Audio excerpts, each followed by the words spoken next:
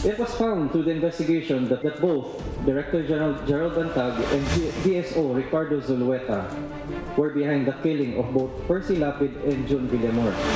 Director General Bantag had a clear motive to effect the murders. For Percy Lapid, it was continued expose by the latter of the issues against the former on his show, Lapid Fire. None of these people would have thought if General Bantag remained as the head of the BuCor. The fear of General Bantag is just tremendous and unbelievable from the eyes of these PDLs.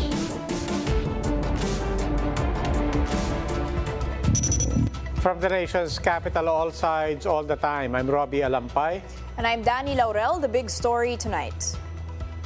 Suspended Bureau of Corrections Director General Gerald Bantag is now facing murder charges for allegedly giving the order to kill broadcaster Percy Lapid as well as the supposed middleman in the case. Complaints have also been filed against BuCor Deputy Security Officer Ricardo Zulueta and other individuals linked to Lapid's death. Marlene Alcaide with the big story. More than a month after broadcaster Percy Lapid was killed, authorities finally filed murder complaints against those allegedly involved in the murder. Suspended BuCor Chief Gerald Bantag has been named as primary suspect. General Bantag had a clear motive to effect the murders. For Percy Lapid, it was continued expose by the latter of the issues against the former on his show, Lapid Fire.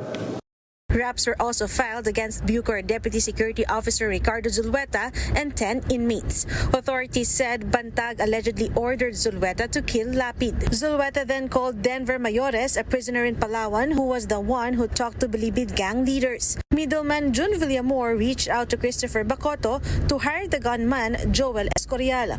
When Escorial surrendered, Zulueta allegedly ordered the killing of Villamor. The sequence of events implies that the conspirators planned all along to silence June Villamor and cover up the crime, perhaps even before Joel Escorial surrendered. An arrest warrant has yet to be issued for Bantag, while Zulueta has been in hiding. We can say that we thought it best in conducting the investigation that we let General Bantag answer his charges formally with the Fiscal's Office. To Zulueta to just surrender right now. Just like the gunman who surrendered, napag-isipan niya na endanger ang buhay niya. Lapid's family has welcomed the filing of charges, but Percy's brother Roy Mabasa said there could be more masterminds in the killing of the broadcaster. For News 5, Marlene Alcaide, we are One News. The Justice Department says the Percy Lapid murder case shows that a criminal organization is embedded within the Bureau of Corrections. Now, in a press conference earlier today, Justice Secretary Boying Remulla cited the assorted contraband found at the NBP as a, quote, very strong indication of the presence of a criminal organization within the facility. When asked how many individuals have been killed by this criminal organization, Remulla said authorities are still looking into the matter. But the DOJ secretary also noted that authorities found more than 30 bodies at the Eastern Funeral Homes during the conduct of the first autopsy on the body of Villamor.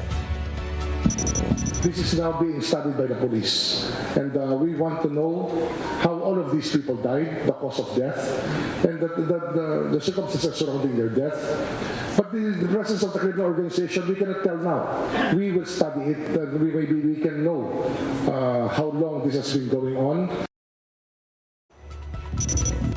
Here to share the latest on the Percy Lapid slay case is Attorney Danny Pelayo, lawyer for the Mabasa family. He's joining us live via Zoom. Good evening, Attorney Pelayo. Welcome to the big story. Yes, good evening, Robbie, and good evening, Danny. Attorney, first off, how do you feel about the progress of this case? On the one hand, mukha naman pong may mga gumagalaw. On the other hand, as was reported, at least up to the point of the report, wala pang arrest warrant. What do you think of the developments? Personally, I'm quite satisfied with the pace of the fact-finding investigation. True, no arrest warrants have been issued yet because the DOJ, the NBI, and the police, they gathered as much evidence as they can in order to build a solid case against the people involved in the killing of both Percy Lapid and June Villamor. The arrest warrant is supposed to be issued by the court once probable cause has been found to indict or to accuse in court these people behind the killings. Okay. Attorney Pelayo, how big was this breakthrough for the Lapid family releasing the names of these masterminds? Also noting that Roy Mabasa said it could be possible there could be other masterminds, other accomplices. What's the status of these other names? Well, it was a big relief that finally the names of the principals by inducement and the principals by indispensable cooperation have already been released, because prior to today's joint conference, all we had were conjectures and anticipations or guesses.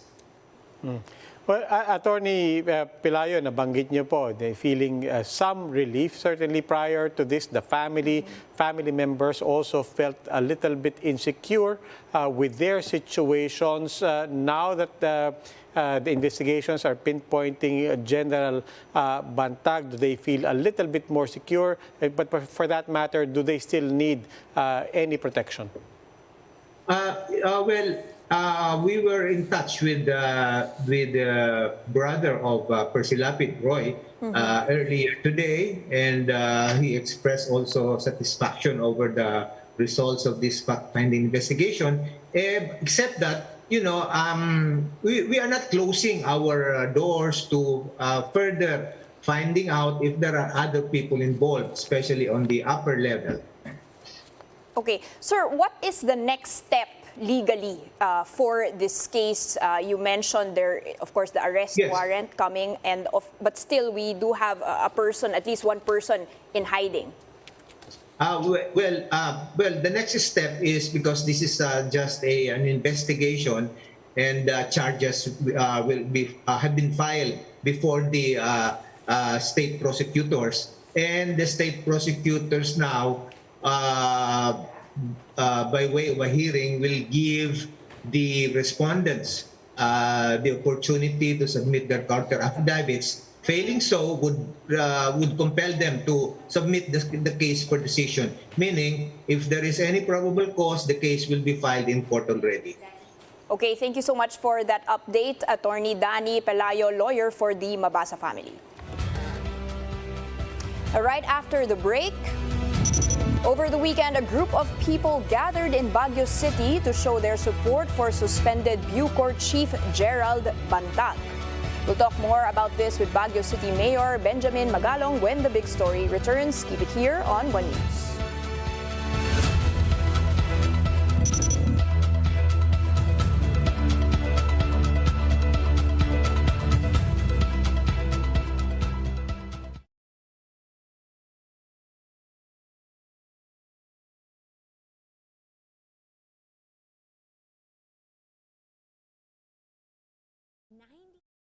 Of companies reported a breach. That is a staggering number.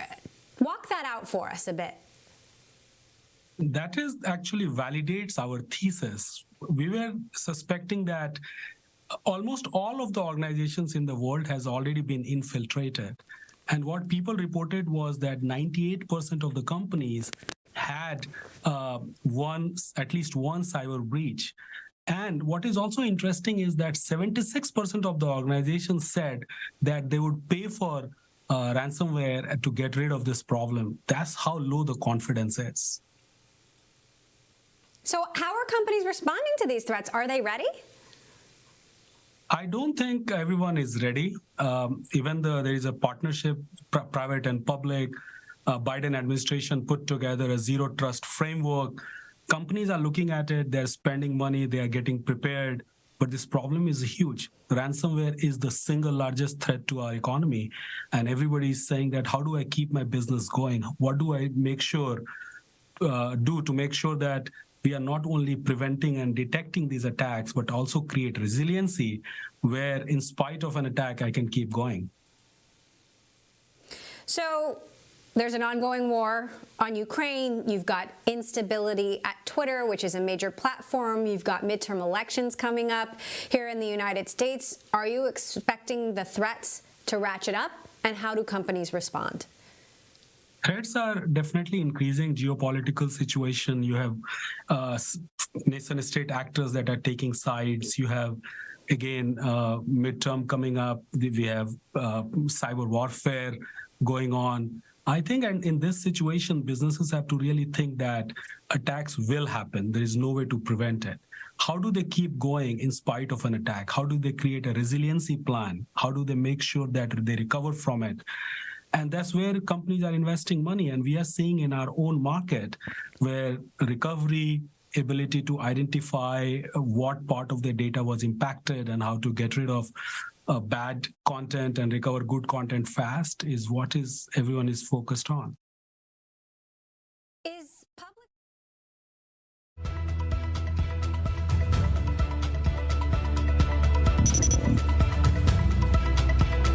You're watching the big story here on One News. Now that the Percy Lapid slay case is making some progress, Malacanang hopes that justice will be served for the Mabasa family. Office of the Press Secretary OIC Cheloy Garafil said this after 10 people were charged with the murder of the veteran radio broadcaster earlier today. Garafil also assured the public that President Bongbong Marcos is aware of the situation. Despite being the primary suspect in the Lapid slay, suspended BuCor Chief Gerald Bantag still managed to get support up north. Supporters of General Bantag gathered in Baguio City over the weekend, urging the national government to reinstate him back to BuCor. Several groups put up tarpaulins in support of Bantag, whom they believe is innocent. Now, Baguio City Mayor Benjamin Magalong also called for restraint amid allegations being lodged against the suspended BuCor chief. And here to give us his thoughts on the filing of charges against General Bantag, we have over Zoom Baguio City Mayor Benjamin Magalong. Good evening, Mayor Magalong. Thank you for joining us. Good evening, Robbie. Good evening, Tony. Yes. Mayor, before anything else, maybe you could help us to understand the connection of General Bantag to Baguio. Why the support, why the expression of support is coming from Baguio in particular? Well, the reason why I attended one of the events just today was to, restrain our constituents. Besides, si Gerald Bantag is one of my constituents, being a resident of the city of Baguio. And when I was going over some of the posts of the social media, especially among associates of Director General Bantag, former Director General Bantag, I found out that some of them are inciting people to hatred, inciting people to anger. And that's the reason why I decided to go and attend that special event, para to pacify the people and remind them that allow justice to take its course. Okay, that's fair enough. But that is with regards to how the public is perceiving this and also how the public is reacting. But as a former PNP chief, maybe you could comment as well on the investigation itself and how it has progressed in this direction so far. What do you think of the probe that has led us to this point? Well, the way I see it, I'm looking at the framework that was followed by the Philippine National Police and the National Bureau of Investigation. Very comprehensive yung kanilang investigation. And besides, they were able to identify the witnesses, they were able to gather all this information, reduce these testimonies into writing. So sa tingin ko naman, sufficient an evidence that would really establish yung culpability ni Yusek ni Gerald Bantag, and together with the 5 others na involved dito sa crime na to. But at the end of the day, we cannot really at the moment we cannot really decide if he's innocent or not. Let's just as I've said, let justice take its course. Mayor, despite this evidence, what are the people saying? Do they believe he is innocent? What exactly is their motive for coming out in support? Alam mo kasi ganun ang kaigurutan, very closely knit family, they're a clan, at they would support each other. Siyempre, at tingin pa rin nila, si Gerald Bantag is innocent at discriminating yung charges against them. Kaya nga nandun ako para ipacify sila and to tell them that it's all about seeking out the truth. And this is not the right time for them to, to incite people to anger, to create anything or to come up with some bad comments against anyone. Sabi ko nga sa kanila, for the meantime, let us all be calm. Let us, address all this bitterness and anger, and instead look at things very objectively. Ang advice ko nga kay Gerald Bantag is, to spend more time with the family, and at the same time look for a very good lawyer. Mayor, your thoughts, sir, on the urging the government to reinstate him back to the BuCor, or how long should this suspension be? Is this temporary? Should we be waiting for more evidence before he can resume his duties? Is this even a possibility? Well, the charge is very serious, murder. And to look at it, it's multiple murder. So no way na i-allow natin na ma-reinstate siya. Merong siyempreng administrative culpability. So better na wala muna siya para walang conflict of interest, at the same time, hindi niya ma-influence yung conduct ng investigation. So I think tama lang yung ginawa ng ating gobyerno na talagang tanggalin siya. Okay, maraming salamat po. Baguio City Mayor Benjamin Magalong. Mayor Magalong will also be joining us later on the cheese. We will continue that discussion after the big story. And after the break, Pinoy gymnast Kaloy Yulo makes a last-minute run at the podium of the 2022 World Artistic Gymnastics Championships. We will look into that and more when the big story returns. Stay with us.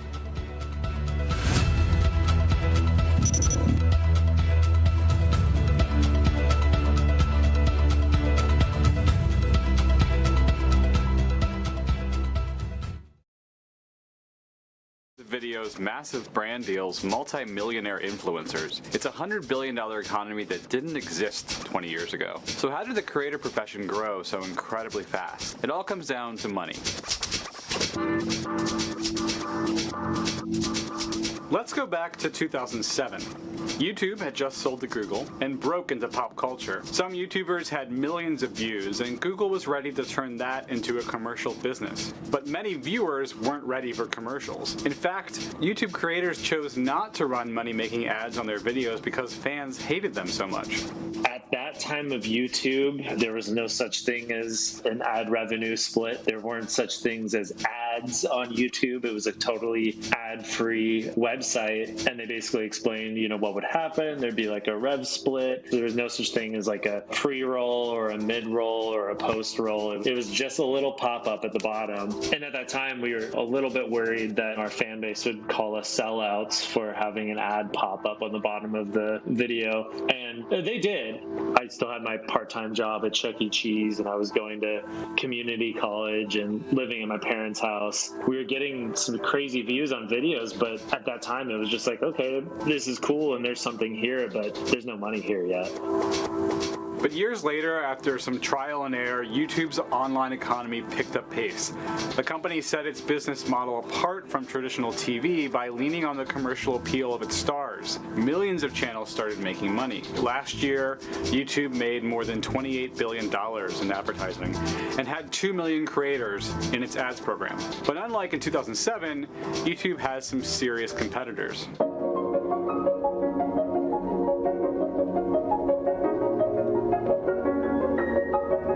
TikTok has emerged as a defining app of a generation. The short-form video platform loved by Gen Z was the most downloaded app of 2021 and has surged to 1 billion plus global users. I know for sure there's more money going into TikTok than there was 2 years ago. A lot of advertisers want to go wherever the teens are. It is like the hot thing, and advertisers want to be associated with the hot thing. TikTok.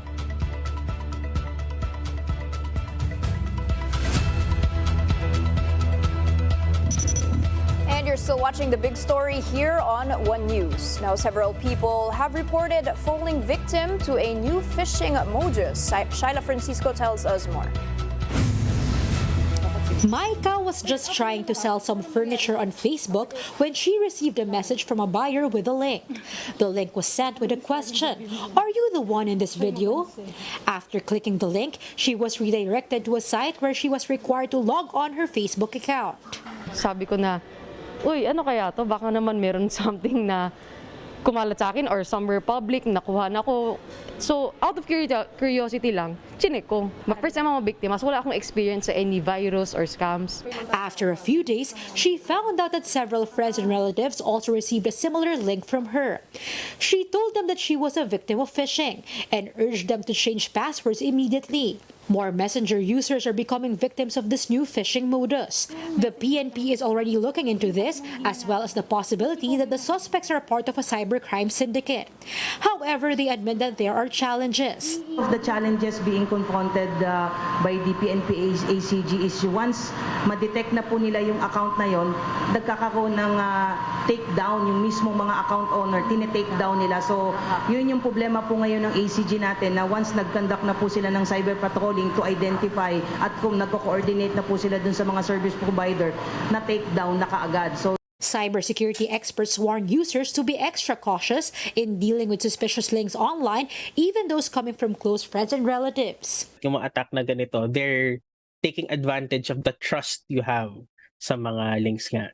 Kasi nga, normally, you would not click something that is coming from a stranger. And the way that these attackers work is they're just hoping na if they send it to enough people, then kahit konti lang doon yung mag-click, makakarami sila. Aside from impersonating victims, hackers can control the device and get sensitive information, including private photos and credit card information. This can be spread on the internet or sold to criminals. Upon receiving such messages, it is best to confirm with the sender if he or she really sent the link. Experts are also reminding users to always verify the legitimacy of links they are entering. In case you become a victim, immediately change passwords and use a different email address and login details for each account. Also, keep sensitive information like birthdays and hometowns hidden. Shyla Francisco, we are One News.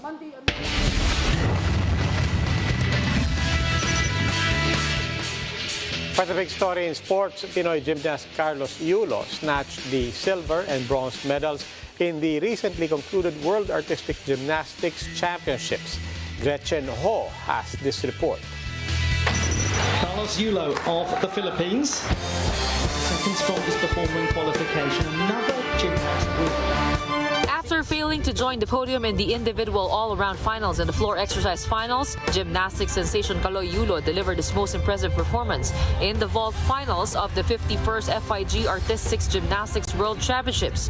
Kaloy executed a Riseg Wang-Tu or a Pike Dragulescu in his first vault, a new element that cost 6 points in a difficulty score. His second vault, a Kasamatsu double, was also executed very well. Kaloy's 2 vault entries gave him the average score of 14.950. Now that has changed utterly the dynamic of this men's. Yulo led the pack for a while until eventual champion Artur Davtyan of Armenia stole the show with his flawless execution and got a 15.050 score to claim the gold medal. Artur also became the first world champion from Armenia. But his execution for this in qualification as he has to reset that. After the vault, Yulo moved on to the parallel bars finals, where he also showed his upgraded routine. His tight execution and stability gave him 15.366, good for the bronze. Germany's Lukas Dauser took home the silver, while China's Cho Ching-yen bagged the gold. Despite falling short of a world title, Yulo sees this edition of the Worlds as an opportunity to try new elements to add to his gymnastics arsenal. Yulo's team also says it's a new feat for Kaloy to qualify for 4 different events finals. The 2-time world champion also bared that he's now more motivated after competing with fellow potential Olympians. He vows to improve more, especially on his mental toughness, to prepare for the qualifications for the Paris 2024 Olympics. Sa mental po talaga kung paano ko gawin yung practice ko po siguro mas magiging detalye po siya or parang ganito po yung magiging tema. Like parang competition palagi every time na magpa-practice ako. After the World Championships, Kaloy Yulo will go back to Japan and have a brief rest as he will be seeing action this December for his club team in Japan. Yulo will also have a packed schedule early next year as he will be joining the World Cup Series from February to March, happening in 4 different countries: Germany, Qatar, Egypt, and Azerbaijan. Gretchen Hall, We Are One News.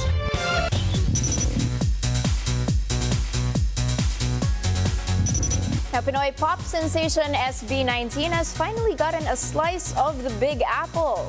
After their successful debut on U.S. television, SB19 performed at the Palladium Times Square in New York City. This is the first leg of the quintet's Where You At World Tour. It will also go down in history as the first time a P-pop group goes on a world tour. Now, after New York, SB19 will perform in Los Angeles on November 12th and San Francisco, that is on November 18th. So once again, Kaloy does us proud, di ba? Exactly, on the way to Paris for next year. Not surprised. Parang tsaka he remains humble. No? He knows that everything is a building block, everything is building up. I mean, at this point, everybody knows. Everything will hopefully build up to the Olympics. And looks like he's still on track. Exactly. Some good news, especially for tonight. And that's the big story tonight. For more updates, follow News 5, the Philippine Star, and Business World Online. You may also log on to onenews.ph for more analysis. Ako po si Robbie Alampay. The big story is also available via our Signal Play app. So make a free account now. That's at signalplay.com and stream One News Live anytime, anywhere. I'm Danny Laurel. Stay safe, Philippines. We are One News, all sides, all the time.